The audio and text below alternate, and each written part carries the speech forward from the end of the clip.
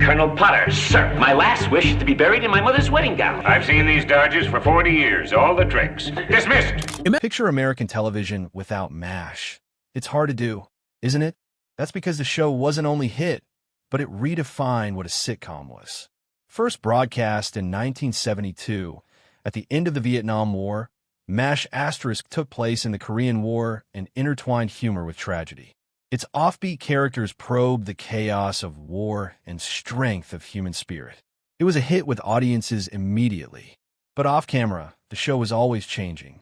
As it delved further into social commentary and intricate character development, tensions occasionally flared. A number of much-loved performers ultimately made the tough decision to move on. Were their departures personal, professional, or as a result of creative differences? The motives might amaze you. Let's take a closer look at what actually transpired. History of MASH, a war story told with heart. There's plenty to unwrap with this one.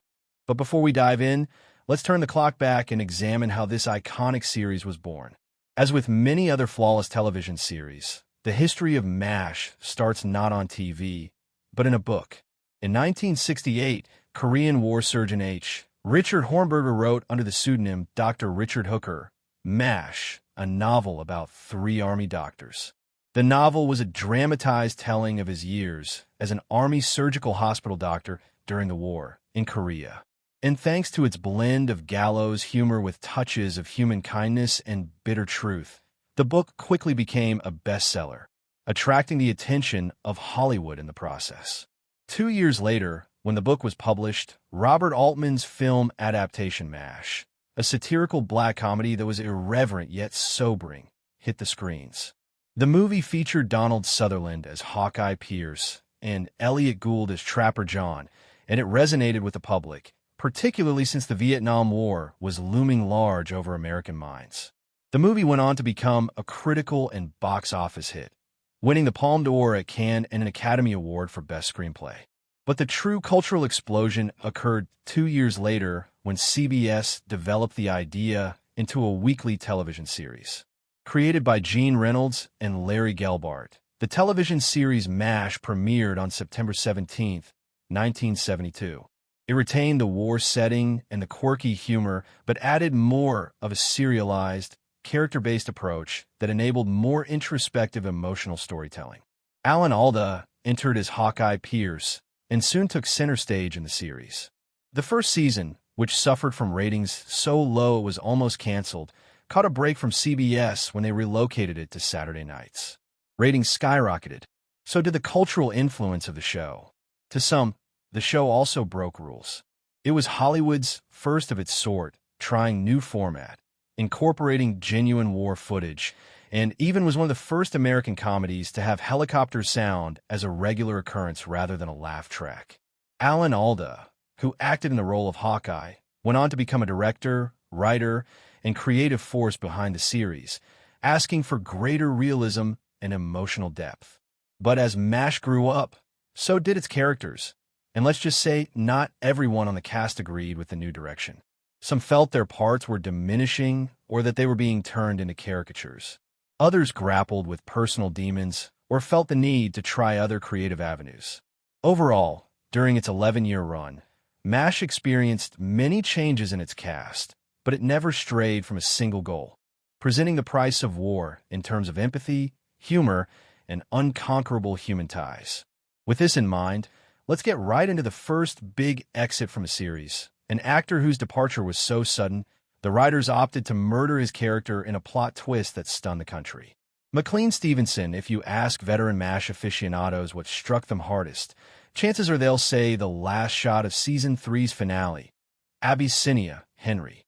It was a single line, spoken softly by radar, and it revolutionized everything. Lieutenant Colonel Henry Blake's plane was shot down over the Sea of Japan. There were no survivors. That moment was pioneering, not only in that it shocked viewers, but in that it was the first significant departure of a main MASH cast member, McLean Stevenson. So how do we arrive? McLean had been an integral part of MASH since the very start. As the friendly, frequently bewildered commanding officer of the 4077th, his persona, Colonel Henry Blake, was the ideal counterpoint to war's madness. Where Hawkeye and Trapper introduced rebellion and humor, Henry Blake introduced humanity, sometimes frazzled, sometimes bewildered, but always good-natured. During the early seasons, McLean's acting brought him widespread acclaim as well as a Golden Globe. He was hilarious, down-to-earth, and adored by audiences. But behind the cameras, it wasn't as idyllic. Based on interviews and memoirs from the cast and writers, McLean became increasingly displeased with his character. As the show initially existed as a loose ensemble comedy, it soon devolved into focusing on Alan Alda's Hawkeye Pierce. And the more Alda was involved in the writing and directing of the show, the more his character came to carry emotional and narrative freight. McLean, on the other hand, grew frustrated. Frustrated enough that he actually once told People magazine back in 1975, "I want to be number one. I want to be the guy carrying the show." But as arrogant as this no doubt sounds, it wasn't really about McLean's ego. You see, McLean had these grand ambitions of being a star. He had enormous ambitions. But if there's something you should learn about Hollywood, it's that it's generally very simple for an actor to fall into a stereotypical part. And for McLean, he was tumbling into this hole that he had no desire to be in. He noticed the strength of television and felt he had the talent and charisma to host a show of his own. He felt he wanted to have opportunity where he would not be the second or third banana every time. He wanted to be first. At the conclusion of season 3, then McLean went to the producers and informed them that he would not be coming back. Now here's where things went wrong. Usually, when actors left sitcoms, their characters were explained away, quietly, transferred, reassigned, and perhaps even shipped off to be wed. But MASH was not a typical sitcom. Its writers, Larry and Gene, noticed a chance to take a risk.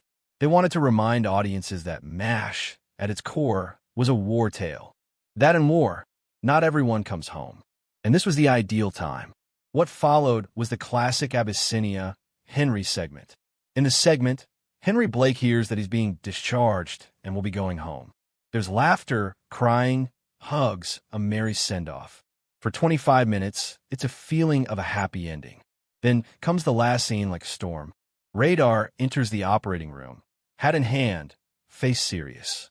The physicians are in the middle of operating on him when he drops the bombshell that Lieutenant Colonel Henry Blake's plane was shot down over the Sea of Japan. There were no survivors. It was followed by a piercing silence audible across America. No orchestral sweeps, no laugh track or helicopter sounds, only shocked expressions and the humming of medical machinery. That one scene redefined television history. It was among the first of its kind where a popular sitcom character was killed off, officially and without notice. The raw emotions from the cast were partially genuine because only a handful had seen the finale in advance. Alda has since said that Gary Berghoff, the actor who plays Radar, was the sole actor informed ahead of time so he could prepare himself. The rest of the cast was acting genuinely during that final take. The moment it was on, the episode evoked an instantaneous and intense reaction. Thousands of letters flooded in to CBS, many of them praising the show's integrity, others outraged that such a popular character was removed so abruptly. Some went as far as to accuse the producers of overstepping their bounds. But Larry rationalized the choice, stating, "We wanted to say that not everybody gets to go home," and that they did. But what became of McLean after he left? Let's just say everything wasn't as sunny as he doubtless thought. Sure, things were fairly wonderful to begin with. He got a big contract with NBC, ready to set out on his own. He went on to star in the McLean Stevenson Show, a family comedy based on his friendly persona. He seemed to be writing his own script and carving out a name for himself in the business, but it was not meant to last. His television show was dropped after one season and an attempt at a second season. With the show Hello, Larry did not fare much better. While much was hoped for and much promoted, the show tanked critically and was a laughingstock in subsequent years. In hindsight, McLean would wish that he stayed at MASH. In a 1983 interview with the Los Angeles Times, he acknowledged, "I took myself out of the game." It wasn't that his new programs failed so much, it was more so recognizing that MASH was a once-in-a-lifetime opportunity. The cast, the writing, the effect, It was lightning in a bottle. Some of his co-stars, such as Alda and Loretta Swit, were sorry to lose him, but they also respected his need to do something else. Other actors wondered in private if he had jumped too fast out of something good. In spite of the regrets, McLean kept working in television and made the occasional guest star appearance on other programs, but never quite achieved the same kind of success or emotional resonance with the public playing Henry Blake. When he died in '96 at the age of 68, there were tributes flooding in from fellow actors and fans, with Alda describing him as a wonderful actor and a good man, and Gary describing him as a light-hearted spirit who brought happiness to all around him. Say what you want about McLean, but in a way, his passing provided the show with its heart. And that's the irony. While he might have quit to pursue his break, the part he quit turned out to be the most lasting of his career. But if you think that McLean's exit was nerve-wracking, then Wayne Rogers' exit from MASH was something else. Quiet, complex, and full of drama off-screen. Wayne Rogers, while McLean received a farewell episode, an emotional goodbye, and a moment that's in TV history, Wayne Rogers just vanished. We saw him in one show, and the next, poof, he was gone. No goodbye, no explanation, and absolutely no closure. Why, you may ask? Let's just say things aren't always as good on set as they appear to be on television. To determine what occurred, one has to go back to the start. Trapper John McIntyre was played by Wayne Rogers, half of the original comedic team that set the tone for MASH's early years. He and Alda's Hawkeye peers were the spark plug of the 4077th. The chemistry between the pair was like a magnet, and the public adored it, particularly when they chose to add in their quick-witted repartee, mayhem, and their unbending friendship. Watching a wartime version of The Odd Couple, minus the mirthful jokes, but with scalpel humor instead. Yet behind the jokes, tension was being secretly smoldered. It turns out that Wayne had signed up for MASH, believing the show was going to be an actual ensemble show, with everyone having equal screen time on the main cast. But as the series developed, a great deal of the focus began to fall on Alda's character. It quickly became apparent that Hawkeye was more than a co-lead. He was now the moral compass of the series, the emotional grounding. And before long after Alda, a talented writer and director himself, began to make significant contributions to the show's creative output, things really began to seem different.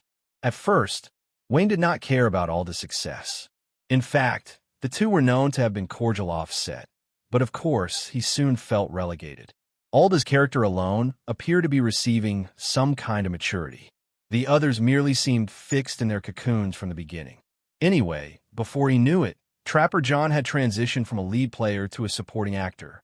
And, as Wayne later clarified in interviews, it wasn't ego, it was integrity of storytelling. He once stated, Trapper didn't have much to do. He was one of two buddies, and then he became the guy who nodded at everything Alan said. But unlike McLean, who exited in a public fashion and was bid farewell, Wayne did it differently. Tactfully, and without complaint, he chose not to renew his contract after Season 3. Producers weren't even aware that he was officially departed until just before production resumed for Season 4. And here is where things become even more strange. Wayne's contract with the show was never actually signed. That means all along, he'd been working on a handshake. This was that when the producers threatened to sue him for contract breach, they had no grounds since he hadn't done anything. He had merely left a show he didn't think was providing space for his character to develop. His exit was sudden and it caught the writers off guard. Consequently, they were forced to reshoot the beginning of Season 4. In the premiere episode, they explained that Trapper John had been honorably discharged during Hawkeye's leave.